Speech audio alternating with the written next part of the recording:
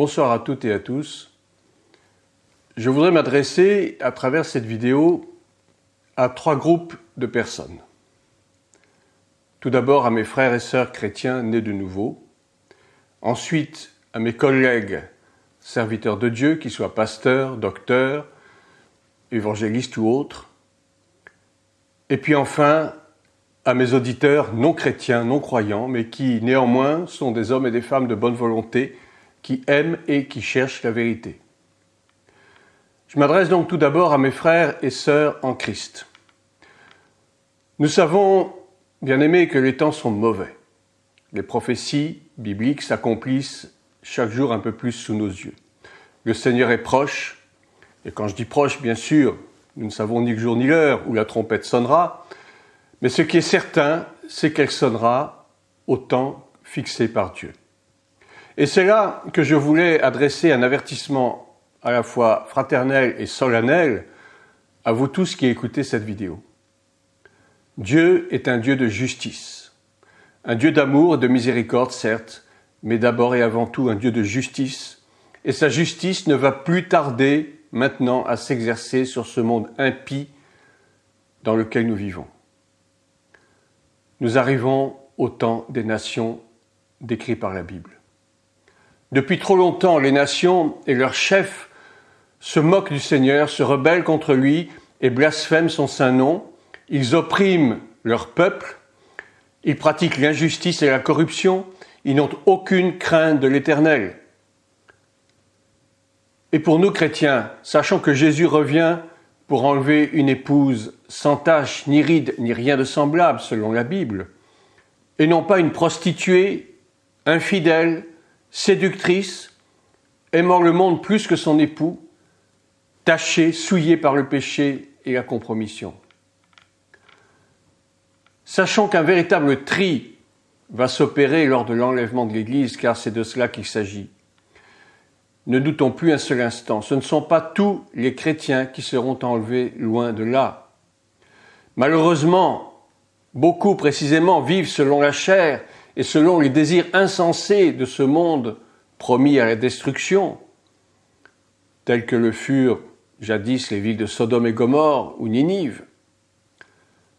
Beaucoup trop de chrétiens sont endormis sur leur laurier, estimant que leur vie spirituelle est largement suffisante pour plaire au Seigneur et que, quoi qu'ils fassent, en bien ou en mal, leur salut éternel est forcément assuré. Danger, grand danger. Vivre sous la grâce est bien plus risqué qu'on ne le croit.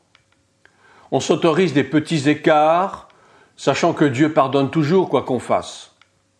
C'est un salut à moindre frais, qui est celui de beaucoup de chrétiens malheureusement, qui en réalité ne sont pas vraiment nés de nouveau. Autrement dit, ils n'auraient même pas ce genre de pensée à l'esprit. Travaillez à votre salut avec crainte et tremblement, nous dit l'apôtre Paul.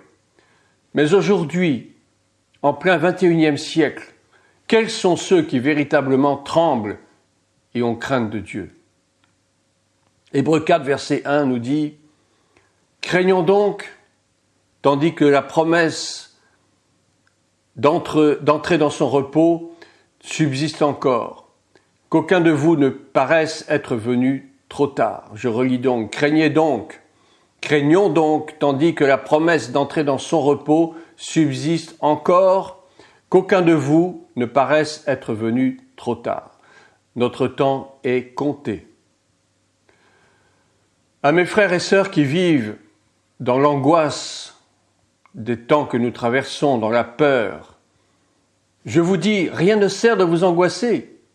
Arrêtez de croire aux mensonges étatiques et médiatiques qui ne cherchent qu'à entretenir en vous la peur par laquelle ils cherchent à nous maintenir en esclavage.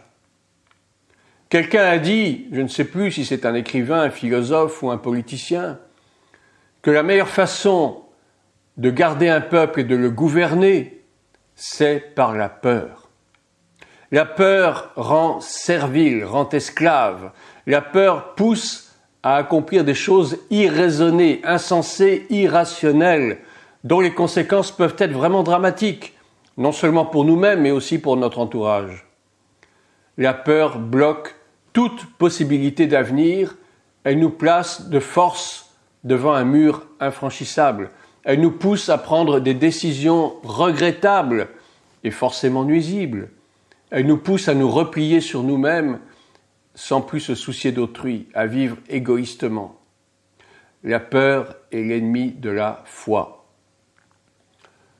Non, un chrétien ne doit pas se comporter de cette façon. Jésus nous dit, nous demande, nous enjoint même d'être la lumière du monde et le sel de la terre. Mais si nous marchons selon le monde et ses convoitises, où est la vraie lumière? La lumière du monde n'est que ténèbres. Le monde nous parle volontiers de paix, de sécurité, discours totalement creux et sans aucune vérité. La vraie paix et la vraie sécurité ne peuvent venir que de Dieu seul. Qui croyez-vous donc? Ce que le monde vous assène comme fausse vérité ou bien la vérité de la parole de Dieu? Il y a là un choix à faire. Les chrétiens d'aujourd'hui sont peureux dans la grande majorité, au point même qu'ils seraient prêts à renier leur Seigneur et Sauveur devant l'adversité, devant la persécution et même devant l'intimidation. Beaucoup de chrétiens aujourd'hui désertent même les assemblées. Ne soyons pas de cela. Gardons la foi et, en toutes circonstances, bonnes comme mauvaises, n'ayons pas peur de croire et de proclamer la vérité.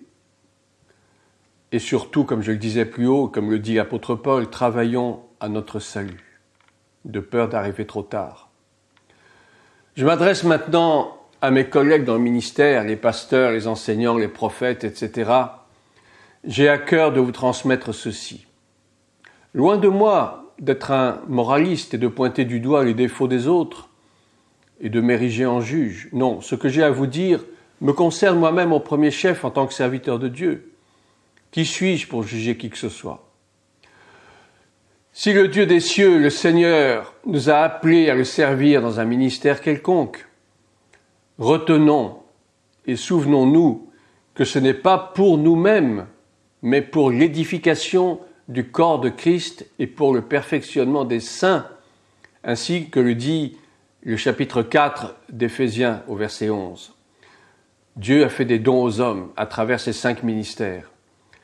Et ces ministères sont pour l'Église, en tant que rassemblement d'hommes et de femmes nés de nouveau, disciples de Christ, prêts à le suivre jusqu'au bout, quoi qu'il en coûte, même jusqu'à donner leur propre vie. Mais malheureusement, beaucoup de serviteurs et même de servantes de Dieu ont oublié cela depuis longtemps et ils se servent de leur ministère pour leur propre profit, afin d'en tirer une espèce de gloire personnelle ou quelque avantage, quelque renommée, quelque prestige, et puis surtout pour un gain honteux, pour se construire une fortune personnelle, un train de vie plus que luxueux, etc. Et pour cela, ils vont prêcher de fausses doctrines qui seraient agréables à entendre. L'accomplissement de soi, au travers de ce qu'on appelle des coachings divers, puisque le mot est à la mode, des séminaires, des ateliers de développement personnel qui ne font qu'alimenter un ego démesuré, un sentiment de toute puissance, entre guillemets, une estime de soi totalement hors de propos, dont eux-mêmes sont les premiers bénéficiaires. Est-ce que Jésus enseignait le développement personnel? Est-ce que Jésus était un coach spirituel? Est-ce que Jésus faisait de la psychologie, de la philosophie? Est-ce qu'il recherchait même les honneurs des hommes pour leur plaire? Désirait-il être bien vu des institutions, voire des chefs d'État, des gouvernements? Loin de là. Au contraire, personne d'autre que lui n'a été autant combattu par les hommes, déjà par ceux de sa race, mais également par les chefs religieux, les chefs politiques. Jamais Jésus n'a prétendu œuvrer de son propre chef. Il disait lui-même « Je fais les œuvres que mon Père m'a montrées ». Il ne faisait qu'accomplir les œuvres de son Père. Il n'est venu que pour prêcher la repentance et le pardon, rien de plus. Il n'a recherché aucune gloire personnelle, aucune estime de soi. Quel exemple d'obéissance et de soumission, d'humilité et d'oubli de soi. Tout le contraire de ces soi-disant serviteurs de Dieu et de leurs fidèles qui les suivent et qui critiquent ce que font leurs collègues par esprit de dispute, esprit de jalousie, esprit d'envie, qui prétendent avoir la plus grande église du pays, d'être le meilleur prédicateur, et j'en passe. Je n'ai pas la vocation d'être un redresseur de tort, je ne suis pas là pour ça, mais je dis simplement, et honnêtement, et fidèlement, ce que mon cœur de serviteur de Dieu me demande de vous dire, sans aucune haine. Je ne vous fais aucun reproche. Je ne vois pas pourquoi je vous en ferai. Chacun doit examiner sa propre conscience et sa propre vie.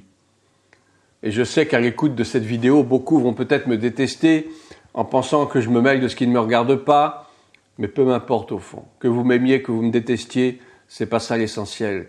Je vous dis ce que j'ai à vous dire, pour notre bien à tous. N'oublions pas que le jugement de Dieu sera très sévère à l'égard des pasteurs, des conducteurs, des enseignants et autres, bien plus sévère que pour un chrétien je qualifierais d'ordinaire. Voici ce que nous dit la parole de Dieu. Et Jésus lui-même nous parle en Matthieu 7, versets 21 à 23. « Ceux qui me disent « Seigneur, Seigneur » n'entreront pas tous dans le royaume des cieux, mais celui-là seul qui fait la volonté de mon Père qui est dans les cieux. Plusieurs me diront en ce jour-là, « Seigneur, Seigneur, n'avons-nous pas prophétisé en ton nom ? N'avons-nous pas chassé des démons en ton nom ? N'avons-nous pas fait plusieurs miracles en ton nom ? Alors je leur dirai ouvertement, « Je ne vous ai jamais connus. Retirez-vous de moi, vous qui commettez l'iniquité. »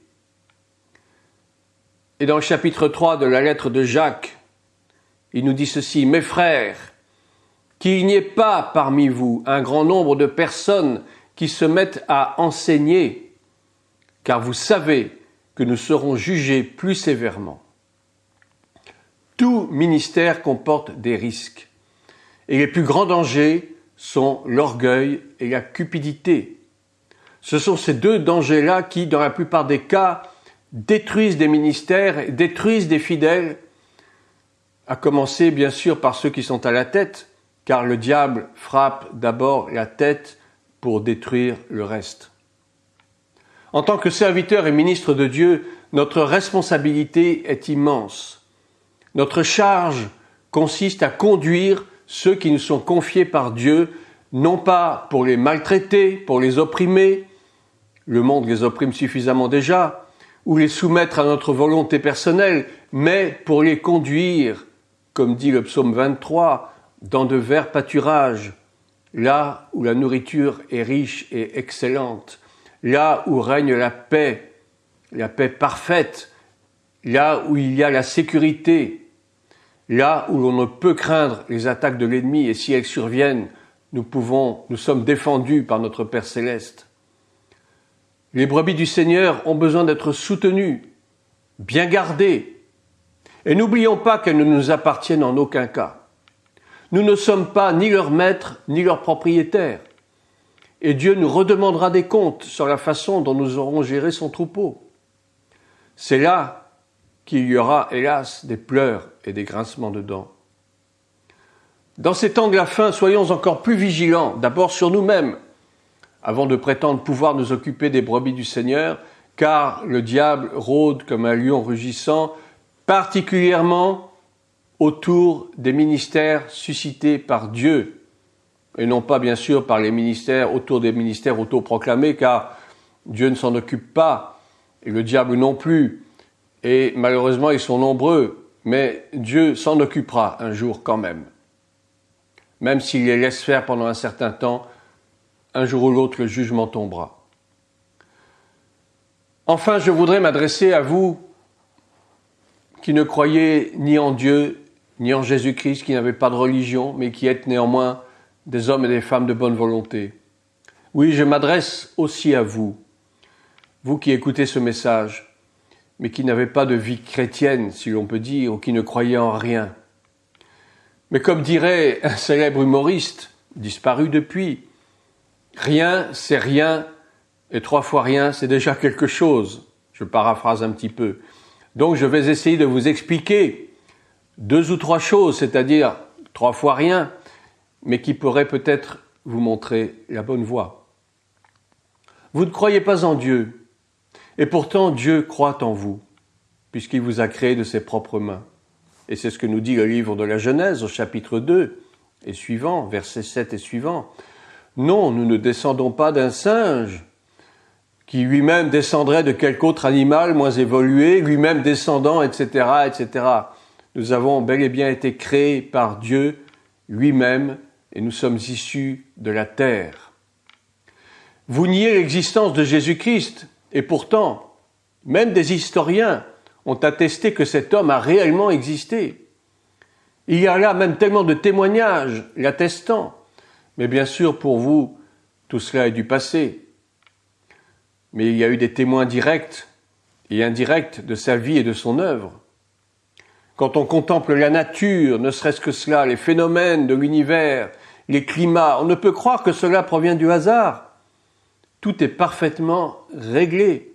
Tout fonctionne selon le rythme d'une gigantesque horlogerie qu'aucun homme sur Terre, fût-il le plus savant et le plus intelligent, ne pourrait jamais inventer et faire fonctionner. Nous entrons dans le domaine de l'infini, de l'insondable, et notre petite intelligence humaine très limitée ne peut saisir le sens caché de tout cela. Même nos corps biologiques, nos corps physiques dépassent l'entendement quant à leur fonctionnement intime, qui échappe à toute forme d'investigation, même la plus poussée. Les rouages d'une telle machine, si je peux dire, sont d'une telle complexité qu'aucun ordinateur, même le plus sophistiqué, ne pourra jamais en comprendre les tenants et les aboutissants. Mais malgré cela, beaucoup persistent à croire que cela est né du hasard et de la nécessité, comme l'a dit jadis un célèbre biologiste. La création telle que voulue dépasse les philosophies et les raisonnements les plus élaborés. C'est ainsi que Dieu interpellait son serviteur Job dans le livre de la Bible qui porte son nom. Il lui disait ceci, je vous cite, « L'Éternel répondit à Job du milieu de la tempête et dit, « Qui est celui qui obscurcit mes desseins par des discours sans intelligence? Saint et rein comme un vaillant homme, je t'interrogerai et tu m'instruiras. Où étais-tu quand je fondais la terre? Dis-le si tu as de l'intelligence. Qui en a fixé les dimensions? Le sais-tu? Ou qui a étendu sur elle le cordeau? Sur quoi ces bases sont-elles appuyées? Ou qui en a posé la pierre angulaire alors que les étoiles du matin éclataient en chants d'allégresse et que tous les fils de Dieu poussaient des cris de joie? Dieu voulait montrer à Job l'infinie grandeur de sa puissance dans la création de l'univers. Aujourd'hui, bien des scientifiques remplis d'orgueil pensent que seule la science et la médecine peuvent sauver l'humanité et tous ses problèmes. La science rationaliste, humaniste, est devenue le Dieu de ce siècle auquel beaucoup se confient dans leur aveuglement et leur incrédulité. Et pourtant, l'homme n'a rien créé. Il ne sait même pas fabriquer tout seul. Cette incrédulité qui caractérise bon nombre de nos contemporains est le signe que l'homme pense qu'il est son propre Dieu, ainsi que le disent même certaines philosophies extra-orientales qui parlent aussi de réincarnation et d'autres fariboles, doctrine qui est aux antipodes de ce que la Bible déclare. La Bible ne parle pas de réincarnation, elle parle de résurrection. L'homme est né pécheur et a besoin d'un sauveur, d'un rédempteur, pour pouvoir un jour jouir d'une félicité éternelle auprès de Dieu. Voici ce que la Bible déclare pour terminer. Romains 3, verset 23. « Car tous ont péché et sont privés de la gloire de Dieu. » Et Romains 6, 23 dit « Car le salaire du péché, c'est la mort, mais le don gratuit de Dieu, c'est la vie éternelle en Jésus-Christ notre Seigneur. » Le Rédempteur, celui qui a accepté de porter le poids de nos péchés à la croix, c'est Jésus-Christ de Nazareth, le Fils unique du Père, existant avant tous les siècles. C'est ce Jésus de Nazareth qui a accepté de se démettre de sa gloire d'auprès de Dieu au ciel, afin de venir comme un homme sur terre, y vivre, y exercer un ministère auprès des perdus, des laissés pour compte, des malades, des boiteux, des aveugles, des lépreux, et de tous ceux que la société méprise et rejette. Les philosophes grecs, tels Platon, ont soutenu l'idée de l'immortalité de l'âme après la mort physique du corps terrestre. Grave erreur. Voici ce que déclare la Bible au sujet de l'âme. Ézéchiel 18, verset 20. « L'âme qui pêche, c'est celle qui mourra. Le fils ne portera pas l'iniquité de son père et le père ne portera pas l'iniquité de son fils. La justice du juste sera sur lui et la méchanceté du méchant sera sur lui. » L'âme de l'homme peut vivre, mais aussi mourir, si elle a vécu loin de Dieu pendant toute son existence terrestre. La seule façon de sauver nos âmes, c'est-à-dire notre moi le plus intime, notre personne intérieure, invisible aux yeux, c'est justement de croire à ce sacrifice consenti librement par ce Jésus-Christ de Nazareth et de l'accepter de manière pleine et entière. Aucune autre religion ne peut parler de cela. Seule la foi en Jésus-Christ peut nous sauver. D'aucuns croient qu'il ne se passe plus rien après la mort physique de l'homme, que l'homme retourne au néant d'où il a été tiré, qu'il n'y a plus aucun secours possible, aucune espérance permise une fois que la personne est décédée. Et malheureusement, beaucoup de gens, et même de bonnes personnes, entre guillemets, le croient, et même certains chrétiens qui ne sont même pas sûrs de cela. Vous croyez que le mal existe en ce monde, et vous avez pleinement raison. Oui, le mal existe sous diverses formes, guerre, crimes, attentats, viols, divorces, accidents, catastrophes diverses, avortements, et j'en passe. Tout cela est la résultante d'une seule chose, le péché de l'homme qui prétend vivre sans Dieu et qui croit se suffire à lui-même. Alors, si vous croyez que le mal existe, c'est donc que le bien existe aussi. Et ce bien est personnalisé par cet être supérieur que certains appellent le grand architecte de l'univers. Et d'ailleurs, par là, ils reconnaissent vraiment que l'univers ne s'est pas fait tout seul. Cet être surnaturel, celui que la Bible appelle Yahweh, ou Adonai, ou encore l'Éternel des armées, je suis, c'est ce Dieu unique auquel nous croyons. Celui qui, nous dit Acte 4, verset 24, qui a fait les cieux et la terre, la mer et tout ce qui s'y trouve. Alors, vous qui prétendez que Dieu n'existe pas, comment pourriez-vous le prouver? Et si je vous disais qu'il est bien plus facile de prouver qu'il existe que le contraire? L'homme qui méconnaît ou qui nie l'existence de Dieu est considéré comme une créature de Dieu, certes, mais il est en fait semblable à un homme animal, dépourvu de toute spiritualité.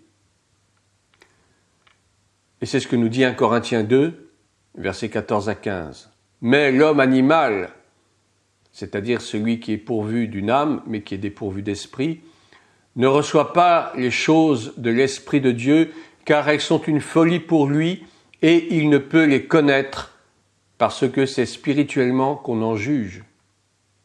L'homme spirituel, c'est-à-dire animé par l'Esprit de Dieu, en lui, au contraire juge de tout, et il n'est lui-même jugé par personne.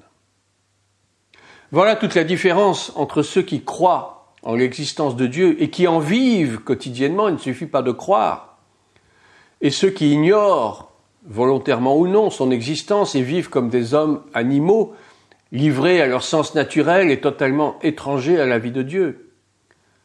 Bien des hommes croient pourtant à une vie surnaturelle, puisqu'ils sont en recherche de leur avenir en consultant soit des horoscopes, soit des diseuses de bonne aventure, ou parce qu'ils sont plongés dans un monde secret et occulte dont ils pensent tirer des solutions pour leur vie misérable. Ils croient à ce qu'on appelle un monde paranormal, c'est vrai, qui recèle quantité de phénomènes étranges. Le problème est que ce monde ne vient pas de Dieu, mais d'entités démoniaques qui induisent ces gens en erreur en leur faisant croire à des mensonges ou à des fausses vérités si vous voulez, qui fatalement les conduiront un jour vers la mort et la destruction. Les sorciers, les chamans et toute cette pléiade de faux dieux, de faux prophètes n'ont qu'une seule pensée en tête, emmener le plus grand nombre possible vers la mort éternelle, ce que nous appelons l'enfer, qui est le royaume de Satan, le prince du mal, le père du mensonge, le destructeur, le voleur, l'égorgeur, l'ennemi de Dieu. La différence entre le fait de vivre en Dieu et vivre dans ce faux surnaturel est que dans le premier cas, nos vies sont transformées de manière positive et radicale pour aller de plus en plus vers ce qui est bon, digne et agréable.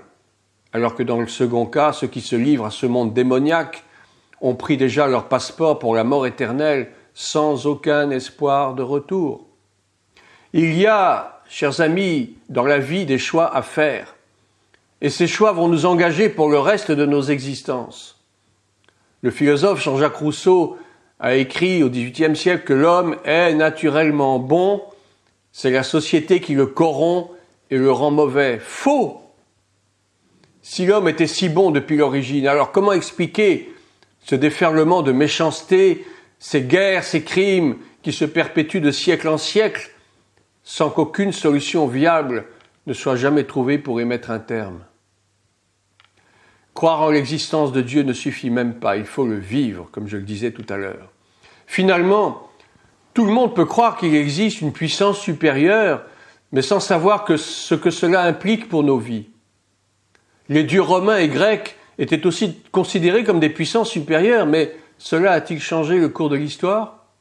Ces civilisations ont disparu avec leur panthéon de divinités, et la face du monde n'en a pas été changée pour autant.